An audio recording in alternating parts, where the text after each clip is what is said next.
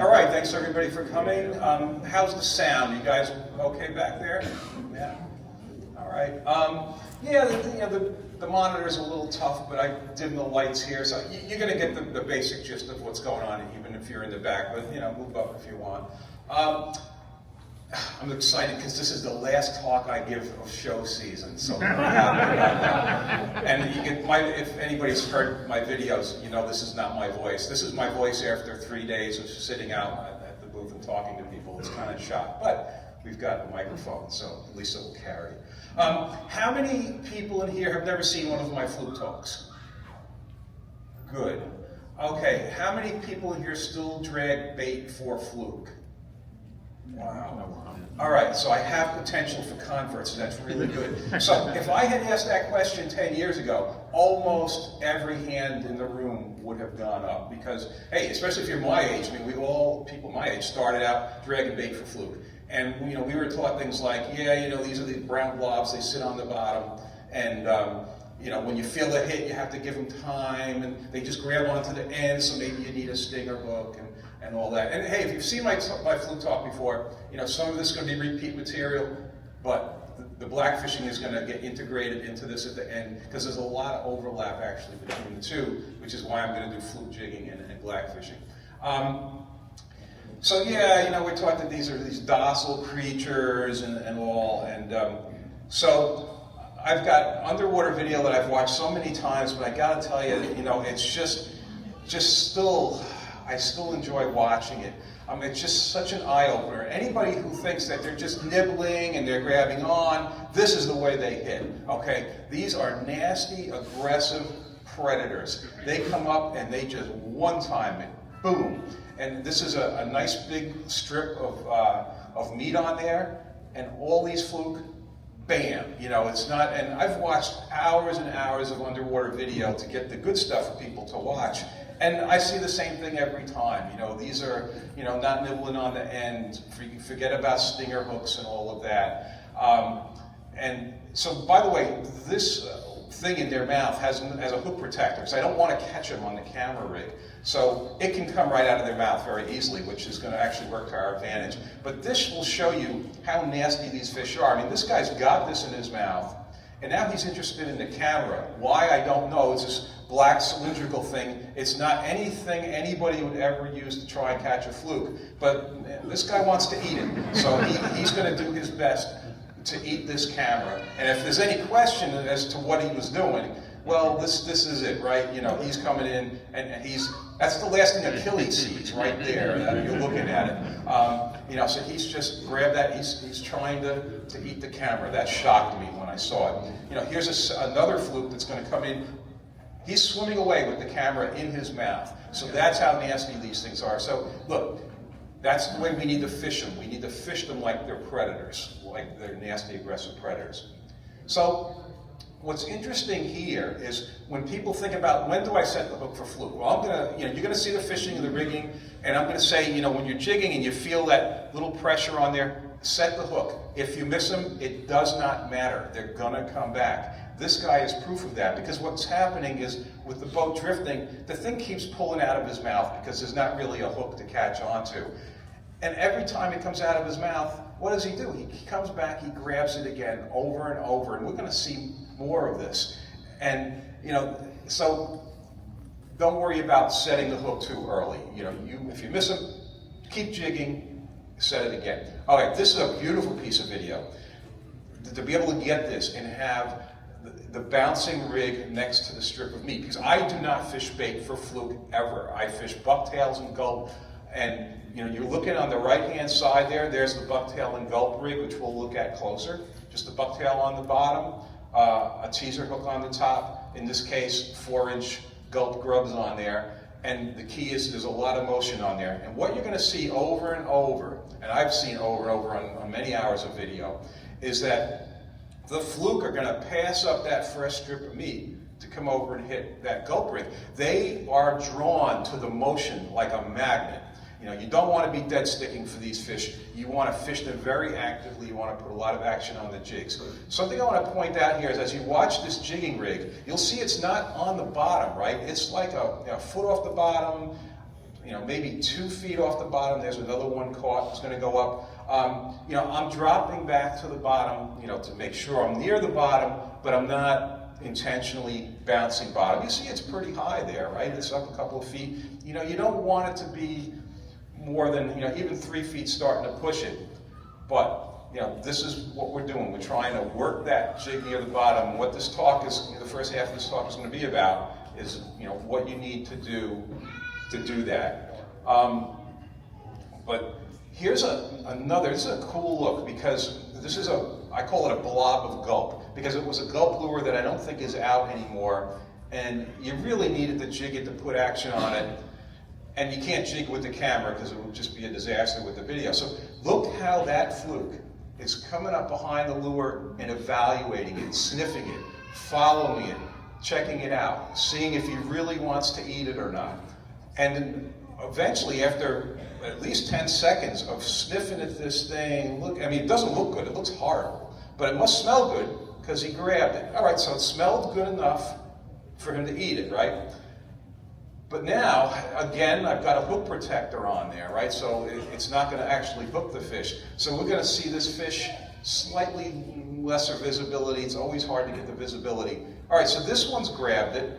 And now, as with that other fish we saw, the lure, the Gulp is going to come out of his mouth. But what's he going to do when it comes out of his mouth? He's going to grab it again over and over. And this tells me 2 things about the Gulp. Number one, it must smell good, or else he wouldn't have committed in the first place and grabbed it. The other thing is it must taste pretty good, else this fish wouldn't come back over and over grabbing that blob of Gulp. Gulp does not pay me, by the way. I just put in an order like $350 worth of this stuff. They should be bringing that stuff to my house in like 55-gallon drums. I've moved so much of it, but they don't. All right. So, and I've tried many alternatives to Gulp. The only alternative I've found that works at all is fish bites. And to me, it doesn't work as well as Gulp, but it's the only artificial that's comparable. All right, what I want to show here is if you have a fluke on, you saw them, it comes out of their mouth, they grab it. If you have a fluke on and you're reeling them up and you lose them, oh my goodness, get right back down to the bottom and keep bouncing. These are not very bright fish. They will come back and grab, even if you're halfway up and you lose it and you fought it, you go back down, you keep jigging, there's a really, really good chance you're going to get that fish back. This fish is proof of that, because we're in, I think it was like 80 feet of water off of Montauk, and we've limited out, we're not netting anything. When I get the fish to the top, he shakes off and he spits the Gulp grub out, and it's floating. I'm cheap, my first reaction is, oh, I get my grub back, right? But no, I'm not going to be able to get my grub back, because this fish, even though I've just fought him all the way to the surface, and he's got his chance, he's free, he can go back to the bottom. No, that's not what he does. He sees that Gulp grub is sitting there, he's going to blow up on that and eat that thing before he goes back to the bottom. So, I mean, there's proof right there. It didn't even faze him that I fought that thing all the way to the surface, which kind of amazes me about the fish. Okay, all of my fluke rigs are going to be based on this. At the bottom, this is 30 pound test fluorocarbon. At the bottom, there's a perfection loop, and there's a bucktail. A foot above that, there's a dropper loop, and there's a teaser. In this case, this is an ocean rig. It's probably like a 4-ounce swing hook bucktail, and there's a tsunami glass minnow teaser. So that's what I use in the ocean. Now I've got a couple of points that I want to hit on here. I always want to be careful not to miss any of it, because it's really important. Okay. There's 2 main things for success in fluke fishing.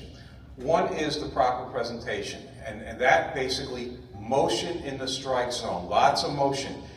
If you find the way I do it tiring, where I'm jigging really fast, boom, just pop it, just keep it, keep action on there. The other important thing is drift control, to have a proper drift. And a proper drift is going with the direction of the current at roughly 0.5 to 1.5 miles an hour. We know those speeds in general because we see it. Almost everybody's got a GPS speed, on their unit these days. Okay, so the nice thing about the loops on these rigs, because I get questions about swivels and things, I want to minimize the hardware. The loops make it very easy to change the bucktail, the teaser. It's important because you have to frequently change weights of the bucktail to make up for what's going on in the environment, whether it's current or wind or whatever. Okay, so what I'm going to show you is vertical jigging. You're dropping down to the bottom and you're bouncing. And you want to do that with as light a weight bucktail as you possibly can without scoping out. Scoping out means, suppose you are dropping down and you don't have enough weight. Well, as you're drifting along and you're bouncing, the next time you drop down to make sure you're near the bottom, which is something you're going to need to do, and maybe you drop 10 feet. So you have to keep dropping line out to stay near the bottom, and you see this big angle develop on your line. Now that's bad, because remember we said we want to get a lot of motion on the jig, but when you're bouncing and your line's out on an angle, you're not getting the motion to the jig. The angle is cutting out a lot of that motion, so it's really messing up your presentation. The weight that's going to be required is completely dependent on the environment. People will say, well, if you're in 100 feet of water, how much lead should you use? But that really is depending on the current, the wind, and here's the important thing. It's not the drift speed, it's not the depth, it's the differential between the speed that the boat is drifting at and the differential between the speed that the water is moving near the bottom. So if you could be in 100 feet of water, and if the water column and the boat are all moving at the same speed because there's no wind, you could be down at 100 feet with 1 ounce. But what happens is, it's rarely like that.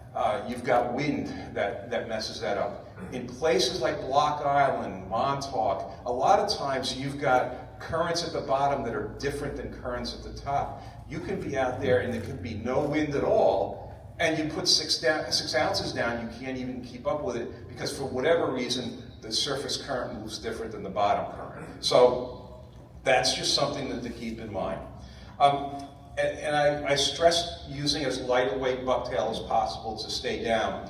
One of the things I hear from people is, I catch all my fish on the teaser, they say, and when I hear that, that's because there's something wrong with their bucktail. Most of the time their bucktail is too heavy. If the jig's too heavy, it doesn't look natural, right? It's like a rock, it just doesn't look good at all. You should get almost half and half bucktail to teaser, maybe a little more on the teaser than the bucktail, but if you're catching 90% of your fish on the teaser, probably you need to lighten up on your bucktail, or you just don't have a very good looking jig. The other thing I get is people often say to me, wow, I see you're out there at 100 feet, you use 3 ounces, why do I need 8 or 10 ounces? The key to this fishing is thin braided line. You want line that has minimal drag in the water. So when I fluke fish, I'm using 15-pound test braid. My friends, some of them use 10-pound test braid, but since we're fishing like Montauk, Block, it's rocky, you get snagged. I like to have the 15, it's just a little better margin of error, especially getting off of snags. A fine point to this is when you choose your braided line, you don't want a 4-strand braid, you want an 8-strand braid. You want something like Power Pro Super Slick, Berkeley X9. Seaguar Smackdown is actually the line I'm using these days. These are very smooth lines, and they don't have a lot of drag in the water. If you have braided line, you hear sometimes you see people reeling in fish with braided line, and it's very noisy. That's probably a 4-strand braid. The braid is kind of rough. It makes a lot of noise going through the guides. It also has a lot of drag in the water. So the line choice is very, very important for this kind of fishing. Okay, let's see. One of the key things, and this is both for the blackfishing and for the fluke fishing, is knowing when you're on the bottom. Because we've seen this before where people who are kind of inexperienced, they drop down, especially if it's deeper, and they're not sure when they hit. What you need to do is you got to watch that line very carefully. It's a little better if you use something like a white or a yellow colored line. What you're looking for is, you're not paying so much attention to the rod. You are, but you watch the line. When it hits the bottom, you're going to see a momentary float of line on the surface. That's your indication that you hit bottom, and that's an important thing. Okay. Let's talk about, let's see where we're at here. All right. Motion in the strike zone, choice of rod, impacts this. This is intentionally a poor example of the rod to use for jigging for fluke. And I mean, I took a really light one using a heavy bucktail. You see how much flex is in the tip? Well, the problem with the flex in the tip is that it's killing the action of your jigging. You need a rod that's got, you know, a little bit of bounce to it on the tip. You want that rod to help you get action. I use bait casters with a thumb bar so I can just push a button and let line out. The quantum accuracy that I use also has, it's a flipping switch. You switch that switch over and you push the thumb bar down, it lets line out. When you pick up your thumb, it stops the line going out. So you've got very good one-handed control of the clutch. All right. The rods I use, by the way, and I'm not saying go out and buy them, but if you want to see what I use, I'm in booth 252, and right next to me is Dark Matter Tackle. They make the Sienna rods. All my rods are like 15 feet from where I've been standing the last 2.5 days. So if you wanted to see what they are for an example, they're right there. You can take a look at them. Okay, let's make sure we hit all these other points here. Let's get to the drift control. All right, so I mentioned we'd like to be between 0.5 and 1.5 miles an hour in the direction of the current. That's very important, but hey, you don't control the tide, right? You don't control the wind. But what you can do is you can make some choices about when you fish and where you fish. For example, when I fish Long Island Sound, outgoing water, the water is moving west to east. Well, if the day calls for a 5 to 10 mile an hour east wind, there is no way I'm going to go out without a trolling motor. We'll talk about the trolling motor in a bit. If I don't have a trolling motor, like back in the old days, there's no way I'm going to go out on outgoing water in Long Island Sound when the water is going to be going the opposite direction of the wind. When the current is going, when the wind is going against the current, you don't move, you don't cover bottom, you need to cover bottom. Worse than that, now you're stationary and the current is sweeping your jig out from under the boat. It's a disastrous situation. So you can time it, right? Like what I would do is I look at the forecast, I see the tide, I choose to fish when the wind and the current are together. All right, so that's one example. Another thing is location. If you think about inlets, right? Water comes in an inlet and then into a bay and then branches out. So it's going one direction this side, one direction that side. Well, that's an easy one. You know, if the wind is coming from this direction, well, I'm going to fish this side of the inlet so that I have the wind or the breeze going with the current. I'm not going to fish this side because they're going to cancel, and that's a bad situation. In the same way, like where I am I'm based 7 months of the year, Greenport, Long Island, North Fork. It's a very irregular shaped shoreline, and the water kind of meanders around Shelter Island and all of this. I can pretty much, whatever the wind is, I can find a place where the wind and the current are going together. New England has a lot of squirrely places like that too. You probably have places here where you can make some decisions to get the wind and the current going in the same direction. A drift sock can help. This is something you throw in the water. It will reduce the wind component of your drift. It won't do anything with the current component of the drift speed, but that's fine. You want the current. But if you have too much wind, it's a windy day, that drift sock can slow your boat down enough, you know, to keep you being able to fish. And they make drift socks for boats up to like 32 feet, so that's not a problem. How many people here have trolling motors on their boats? Yeah, see it? More and more goes. If I'd asked that question 5 years ago, one hand would have gone up. They're really catching on. The trolling motor is the optimal tool for having the proper drift. When I first got one, I thought to myself, this is going to be a tool of last resort. But then I found myself, you know, you can always have the perfect drift with it. So now I'm kind of using it like all the time to get that perfect drift in there. All right, so let's watch fishing video. I'm showing this in this area of Long Island Sound because this is exactly where I recorded that underwater video. It's about 20 feet of water, 25 feet. This is the same basic rig that I showed you, but the teaser is just a hook. It's a Gamakatsu 3.0 bait holder hook. The bucktail is just a simple 3/4 ounce, like a Spro, that sort of a bucktail. And there's the rod action. You know, I'm dropping to the bottom, I see that line float, and then it's rapid jigging. That's what I do. It's very, very effective because it puts that motion that you saw when we had the underwater video. You know, you saw that bouncing rig. That's exactly what I'm doing here. On that teaser hook and on the bucktail, I'm using 4-inch Gulp grubs. I use two different gulps. I use the 4-inch grubs and I use the 6-inch grubs.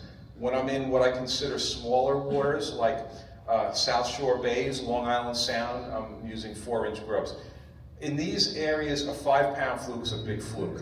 When I fish Montauk and Block, a 5-pound fluke is like almost a standard fluke. So there I'm using the 6-inch grubs.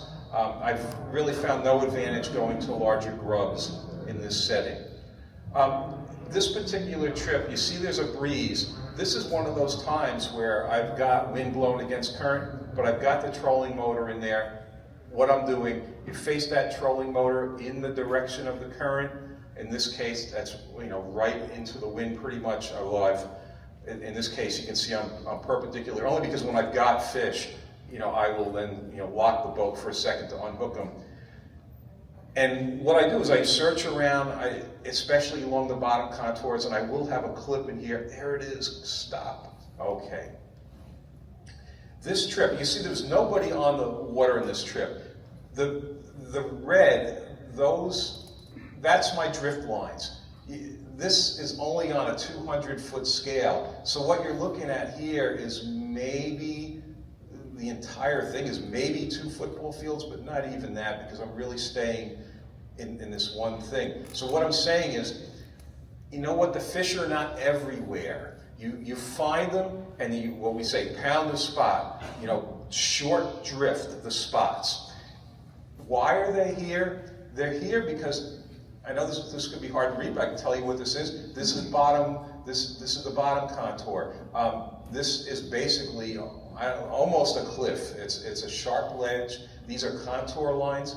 The black is because the contour lines are so close together, it's showing up as black. I'm on the inside edge of this. It's like 100 feet of water over here. It's like 12 feet of water over here. I'm somewhere in the middle on the contour lines. I've drifted around, I've searched around, but this particular day they're in here, so I'm really focusing on that area. And for fluke fishing, short drift. Once you find some fish, you know, mark them, keep going over them. This particular trip was incredible because I was doing that.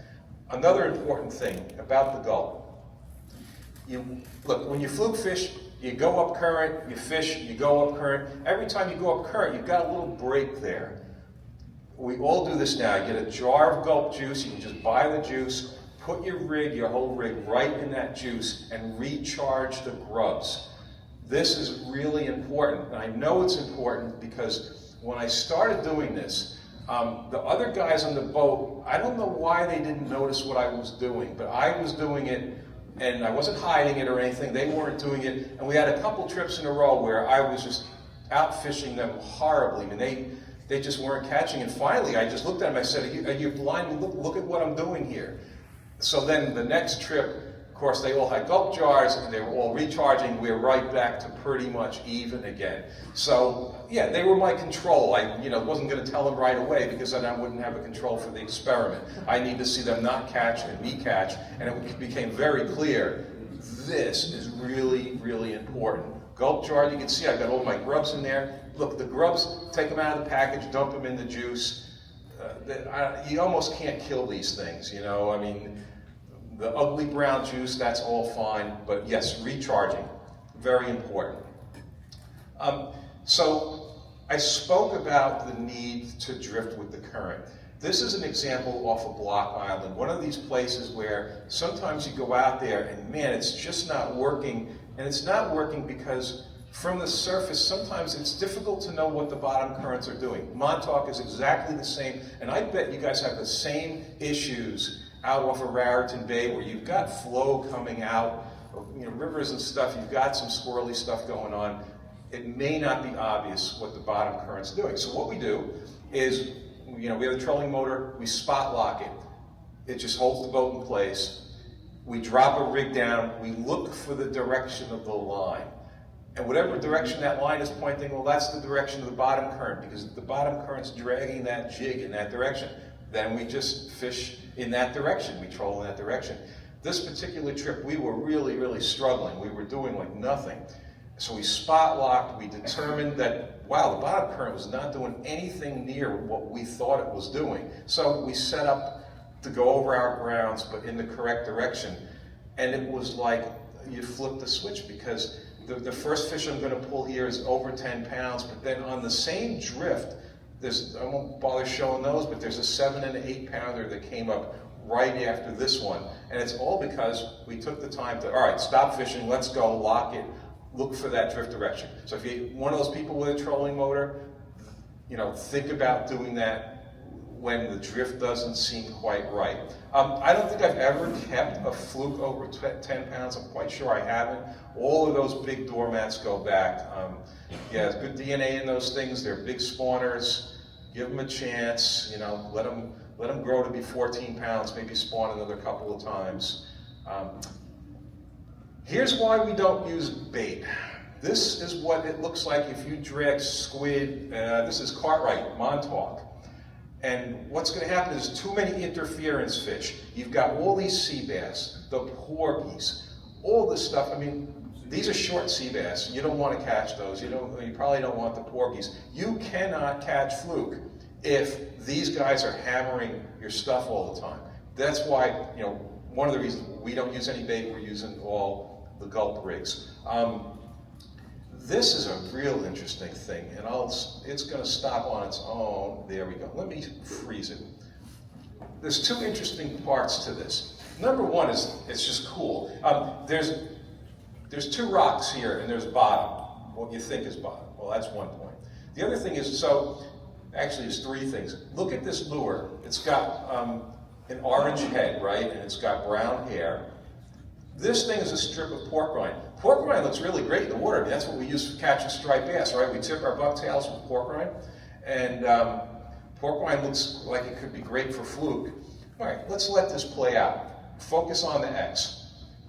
So what it turns out is where that X is, that actually is not the bottom. That is a legit doormat, over 10-pound fluke, the only big one I've ever got on video. And look at him grab that. But now look what happens. It comes out of his mouth, but he doesn't go and grab it again because it's not Gulp, it's pork rind. That doesn't taste so good to him. He's not all that impressed with it. It looks great. He still thinks it looks great, but he's smelling that going, what the hell was that? And he's not going to bother. He's going to finally go, I'm out of here, right? That's not what happened with the Gulp, though, was it? So here's another thing.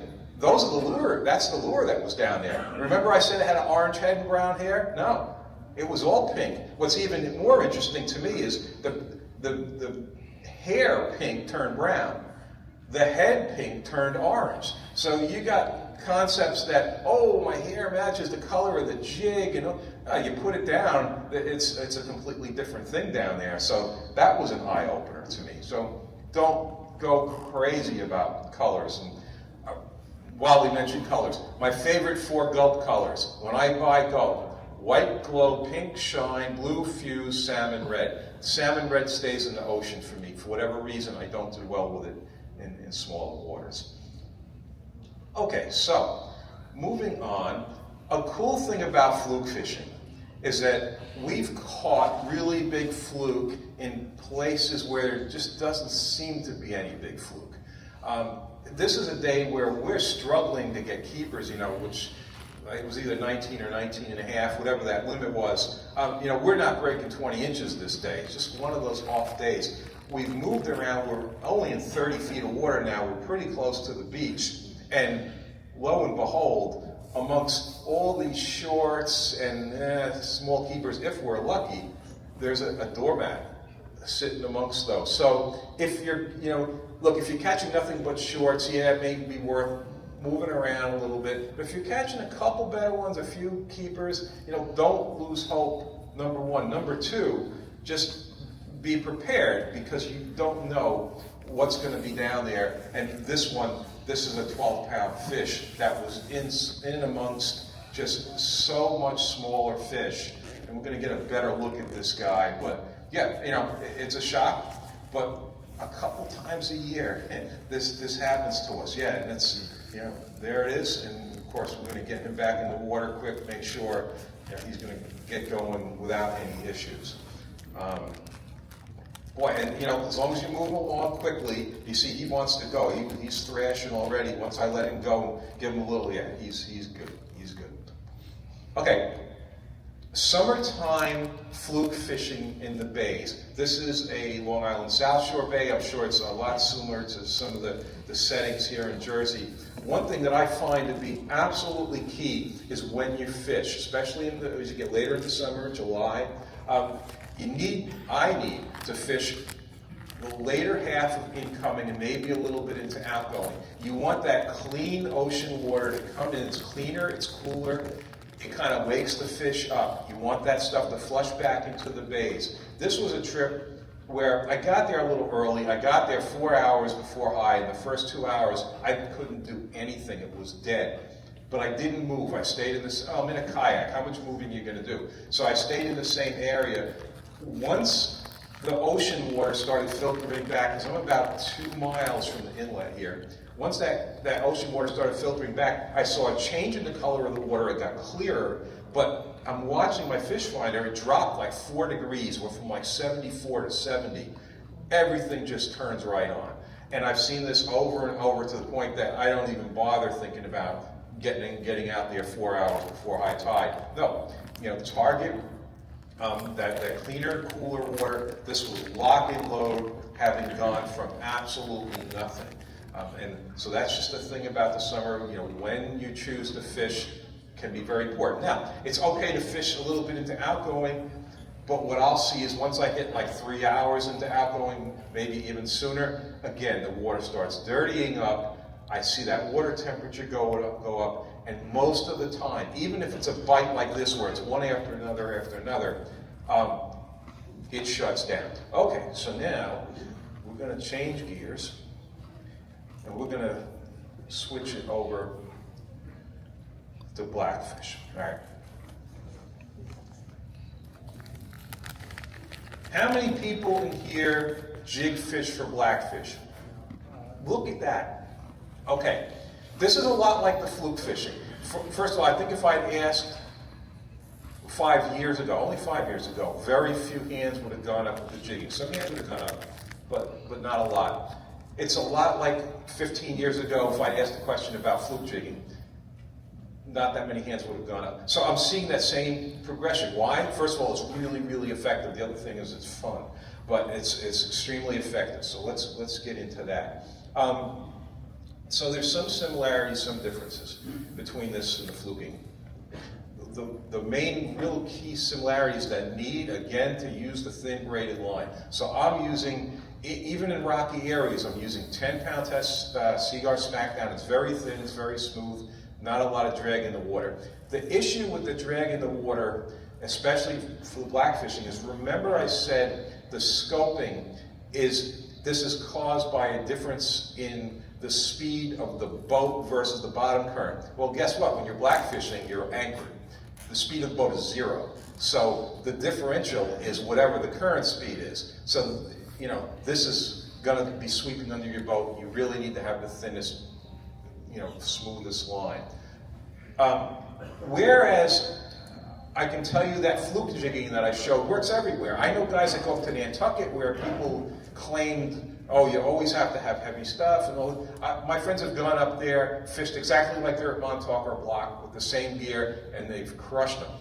But what I'm going to show you here is not going to work everywhere for blackfish. If you're out on a wreck at 100 feet of water, you've got a lot of current, fish regular hook and sinker. To me, if I have to go more than 2 ounces on a blackfish jig, I'm going to fish just hook and sinker.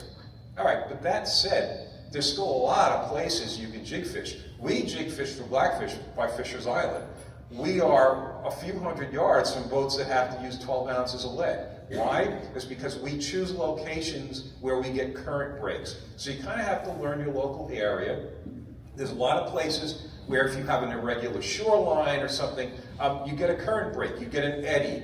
I can tell you the places I fish, where I fish on outgoing, I can't fish on incoming, and vice versa. I have to move if I'm going to try and fish both tides. All right, you see in my left hand, I've got a remote there. Okay, a trolling motor for blackfishing is unbelievable because you've got spot lock. You get over the piece, you push the button, boom, you're locked on. How do you find the spots? Well, you know, it's structure oriented. A beautiful thing these days is you put Navionics on your phone. Incredibly, it does cost $50 a year now. It is the only app I pay for, but it's such a beautiful thing. With Navionics, you go into map options, you turn on relief shading, you see all that bottom. And they mark a lot of rocks. I don't know how they know where all those rocks are, but they know where a lot of rocks and a lot of structure is. That's a great starting point. The problem is, everybody's got it, right? So they know where those are. The best thing you can do, and it's really not that expensive anymore, is if you've got a sonar unit with side scan, that's what I do. You know, you can see stuff very easily and a lot of stuff that nobody's found. You mark it, you try it, and you know, you can find spots in that way. And I just said, well, you find a spot, you try it. How long do you try a new spot for? How long do you sit on that spot before you move? Well, I've got some awesome underwater video I'm going to show you that's going to back up what I'm going to say here. You go onto a new spot, you got to give that at least 30 minutes. The reason is blackfish attract other blackfish. You've maybe heard the term, you've got to build the bite. I'm going to show you video evidence, excuse me, of why you need to do that. It's because you can start a spot with no fish, 30 minutes later, it's loaded with fish, and it's loaded with big fish. So we'll get to that. But I've got to hit a couple of these points before I do that. As far as tackle, everybody I know who jig fishes for blackfish, I'm not saying everybody who does it, I'm just telling you, all the guys I've ever fished with doing this, always spin gear. And I can tell you that a short rod is really good. Like I have, you know, I've designed a rod that's perfect for it. It's over Janie, 6'2", 6 feet 2 inches. I don't like using a 7-footer for doing it. All right, spin gear, I use a Tsunami Evic 2000. I've mentioned the 10-pound CR Smackdown braid. It's bright yellow, you can see the line. The rod, whereas with the fluke fishing, you're always putting action on the jig, you're not doing that at all with blackfishing. In fact, what you're doing is you're dropping that jig down, you watch to see that line flow, knowing you hit bottom, which is very important. You engage the reel, and then you just very light grip of the rod. You maintain contact with the jig, but not pressure. You're not putting pressure on the jig. You want that fish to pick up the jig and swim, and not feel that you've got pressure on there. So that's the tackle. We will show the jigs. Okay. I mentioned in fluke fishing, very important to use as light a weight jig as possible. I can tell you it's even more important in blackfishing. This was a lesson I had to learn because, I don't want to say I'm lazy, but look, if I'm down on the bottom with a 3/4 ounce jig in 35 feet of water, well, this seems like it should be fine, or it seemed like it should be fine to me until my friend who's kind of anal about the whole thing is down to a 1/2 ounce jig at that point, and he's catching the bigger fish. And yeah, if you can get away with a 1/2 ounce, you take the time, snip that 3/4 off, put on the 1/2, take the extra effort to fish as light as you possibly can without having the current sweep the jig away. It will make a big difference. You want, especially those bigger fish, when they pick up the jig, you want them to not feel extra weight. So that's really important. I use 30-pound leader, similar to when fluke fishing, and we get the video going. Okay, all right, yep, spot lock. I'm driving over the structure. Even my trolling, you know, my kayak, it's got an integrated trolling motor. I can hit the button and boom, we're spot locked. So I'm showing this pretty close to the beach, but we often do this in 40 feet of water off of Fisher's Island. But again, you know, we're in a spot with a current break. Okay, so what's really important to this fishing, and we'll get to see this, is when you put down, there's this, you start, especially in the areas I fish, you're getting bites right away. You put down, immediately you're getting bites. You don't swing at any of those. You don't swing at any of the pecks and bangs. The only thing you swing at is when you feel the jig swim away. That's why you want to use as light a weight jig as possible. I'll sit there, you might sit there for 30 seconds, you're getting hit, don't swing. That's the thing with a beginner. They think they feel a bite, they think there's a fish. The problem is, there's not a fish, there's 15 fish. And they're a mix of all kinds of stuff that you don't want to catch. Little sea bass and porgies and tiny blackfish, and we're going to get to see it underwater. They all go, they bang on that bait, and if you're swinging at that, first of all, you don't want to catch them, you're probably not going to catch them, maybe you're going to snag one of them. But, you're going to end up losing your bait, you're not going to catch. The person who drops and sits there and just lets those fish chew and bite and peck, but then all of a sudden they feel it, steady movement away, boom, set the hook. The cool thing is it not only works for blackfish, where I spend my winters in Florida, I fish for sheep's head. I have underwater video of sheep's head where they're doing the exact same thing. I'm using a different bait, obviously, and stuff. But there they are, they behave exactly like blackfish. You'll see all these little mangrove snappers pecking at it. But if you wait, here comes the sheep's head. They're bullies. These bigger fish are bullies. They have to be to get all these little guys out of the way or they're never going to get to eat. They push the little stuff out. So I'm sure with this setup, you probably can't see. But I'm telling you, I'm getting hit the entire time I'm doing this. Okay, so I stressed the thin braided line. Now, I'm in a situation right now where I'm fishing through a slack water period. So I bring 2 rods. If it's near slack water, there's not much current. I've got a lot of rocks around. I have a second rod where I've got 30-pound test braid on this rod, which you can see I'm really putting a lot of pressure on the rod. I can use the 30 at this particular point of the trip because there's not much current. So I bring a second rod, I fish through the slow current periods with the 30-pound, but in no time at all, the water's going to get moving again. Then I'm going to have to cut down to the 10. And you'll see in the background here, I'm not all that far off the beach. I'm not good with distance, but I think if I took 2 good long surf casting casts, I could hit the kayak from the shore. I can tell you that my 2 largest blackfish in my life are 13 and 15 pounds, and both of those were caught from the beach. So both, you can get large blackfish from shore. I've done quite a bit of diving in my time, and some of the biggest, scariest looking blackfish I've ever seen were within casting distance of the shore. So, here we go. Proper blackfish jig, really important stuff. It's really great, and it does work this way, that when they go to the bottom, it's shaped in such a way, it's not a smooth bottom, it's a flat bottom, so it sits, the hook point is pointing up.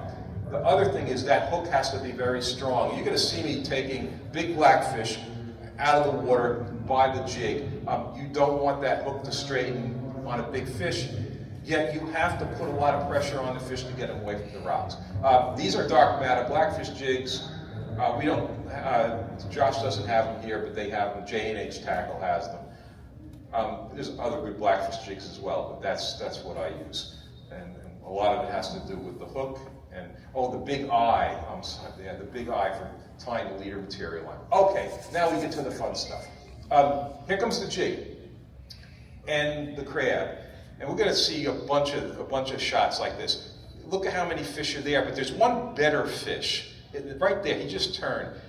And he's going to try and nudge these other guys out. Eventually, he'll be successful. Like I said, we're going to see several instances. Finally, he swam away. It happened so fast, you probably couldn't see it. But we're going to slow down. We're going to mark this fish. There he goes. It's that one. And he's going to go out of the video frame. And that's what we're feeling up top. And now I've set the hook, and up he's going to go. You can see the rig. Like I said, we'll see some better clips of that. They see this thing before it even hits the bottom. You know, that jig, you're gonna see all of a sudden the fish are gonna look up, especially the porgies. The porgies are on it there. The porgies will be on it before, there it is. It hasn't even hit bottom yet, you're getting hit. This is why you need to know when you hit bottom. You don't want to be wasting time on the bottom drop with your thing sitting there, not knowing what's going on. Look, a bigger fish came in, he's off to the left, I'm catching him. All right, but it's a beautiful thing. Those bigger fish, they go in, they grab it, they swim away. Okay, baits for blackfish. Most of the time we're using green crab because it's very available. We can buy it out by us by the bushels. I'm sure you can do that here too. So it's not crazy expensive if you buy a bushel or even a half a bushel. You see I'm cracking the shell. Right now I've got some big blackfish around, so I'm actually using the whole crab. I don't know why, but if I don't crack the shell, that piece of bait's just gonna sit there. I'm sure eventually something's gonna grab it. You know, in the wild, the shells aren't cracked. I don't understand why the fish don't hit it without the cracked shell. Crack the shell, you know, not really bad, but enough to get the juices going. You know, then the fish are going to come over and hit it. Now, I'm on a trip boat. I don't know if you could see the rod. That rod was moving immediately, which is why I stress when you drop, you watch that line float, you engage that reel and have contact. That one happened to hit pretty soon.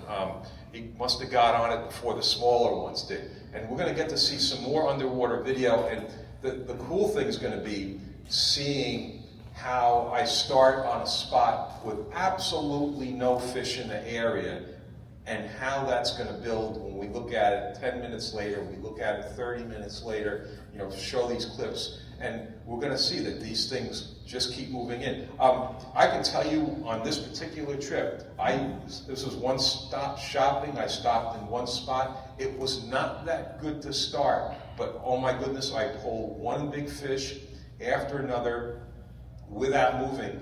You shouldn't do this, by the way. You should net the fish because your finger can really get hammered if you slip doing this, but oh, it's not that far for me to pick them up, and I'm releasing them all anyway because I already have one in the cooler behind me.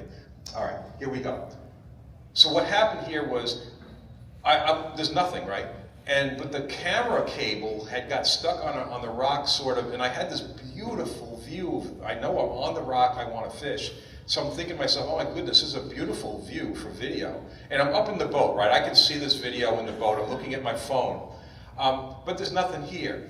All right, so what I did just to see if there's anything around is I had a couple crab legs laying around. I tossed them in the water. You're not going to see the legs. But when I threw the legs in, oh, there's a few fish around. You know, it attracted something, so there's something out there in the area. And then I'm going to see one single blackfish come into the frame. And then I said, you know what? Yeah, here he is. I'm going to stay here and see if I can build a bite, only because I've got this really cool video view. So here's what it looks like on the first drop. Really not too much there. There's one blackfish. There's some porgies. But we started with nothing, right? There was nothing there. The first drop's got some fish. There's even what I think is a short blackfish who's going to pick it up and swim with it, and I'm going to catch him. So yeah, I'm going to catch a short blackfish. It's him. I'm going to catch him. And you can see he picked it up and swam away, because yeah, you catch shorts doing this. But I didn't swing at any of the porgies, which are outnumbering the blackfish by a lot. Now look at it maybe 10 minutes later.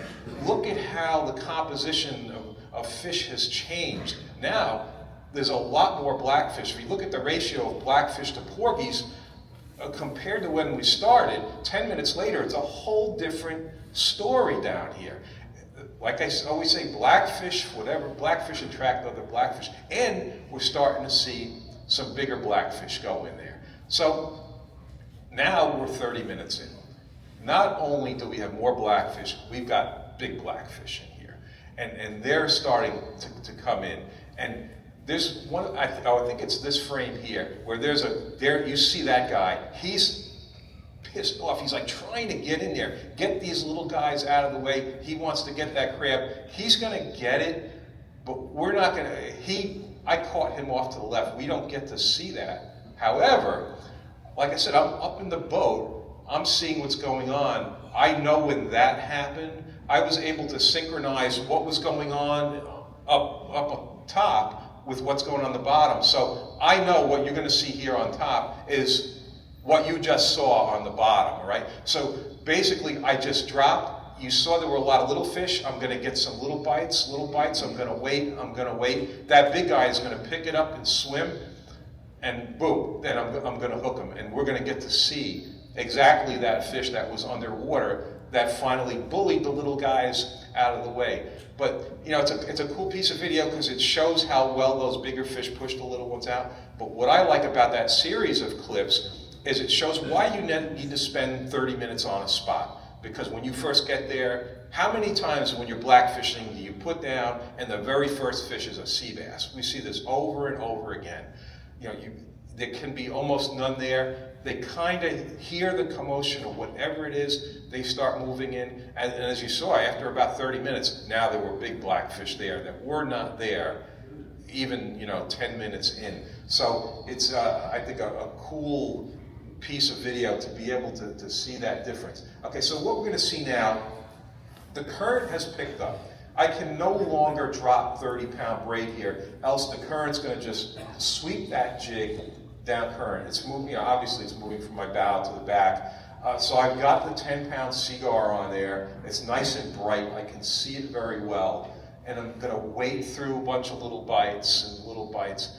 And you see I'm not that far from the beach. And then I'm going to hook a really big blackfish. And this is going to just show that even with this tackle, even with, you saw me reach for the drag, I knew immediately, wow, I better put maximum drag on this 10-pound line and try and keep this guy out of the rocks. Now, look, they say 10-pound test braid. Any line breaking tests that I've ever seen show that the lines break at much higher poundage than what they advertise. So 10 probably is breaking at 30. You can put a lot of stress, which I'm doing on this, you can put a lot of stress on 10-pound test line. Hey, if you can go to 30, great. One of the reasons is the 30 would give you more abrasion resistance, but with this current running now, there's no way I can do it. So this is the Blackfish rod. I use this rod for a lot of things. I use it for sheep's head also. I use it for snap jigging, for sea bass. This is the rod, the 6'2" Skinner. That's Dark Matter is the booth next to me, and they have these. You can look at what it is, just so you see what I think is a good taper, a good length, and everything for blackfish jigging. You see me messing with that drag. All right. People say, and they're wrong, that you should just keep the drag set at the same pressure all the time. I totally disagree, because when you're down there near the bottom trying to keep that fish out of the rocks, you really got to put the heat on them. But I'm up enough now, all right? Why stress it? Let's back off a little bit. Let's not break off this big fish. Let's loosen up just a little bit. Now I'm debating, do I net this or should I try and grab the jig? Yeah, that's a good way to really mess your finger up, but I'm going to do it anyway. Shows you how good that hook is, right? The hook's not straightening. This is actually, you're going to get a better look at this. I didn't have a scale, but I measured the length. It was 25 3/4, and when I did the length and weight charts, it was like a minimum 11 pounds, but it's really a very, very fat fish. So it's probably pushing 12, but the point is, you can get big fish doing this. If my life depended on catching big blackfish, you know what? I'd probably fish wrecks in deep water, heavy gear. But I got to tell you, we get a lot of big ones this way, and yeah, I mean, look at the teeth. You got to be careful with those, and it just shows you what what these things can bite through. All right, I'm letting him go. I'm talking to him right now. I'm saying, watch out for the pots and the draggers. Be careful. And off he's going to go, and off he goes. Okay, and with that, I can take questions. Yeah, I saw a question there. He's stretching. Okay. Questions. There you go. Flounder, why'd you switch to a swing hook from a standard? Great question. So I like questions. Why did I switch to a swing hook in fluke fishing? So if I'm using a jig that is more than 2 ounces, again, I was stressing how you want to get good action on the jig, right? Imagine a 5-ounce Spro jig. Spro makes very good bucktails, by the way. That's a fixed hook.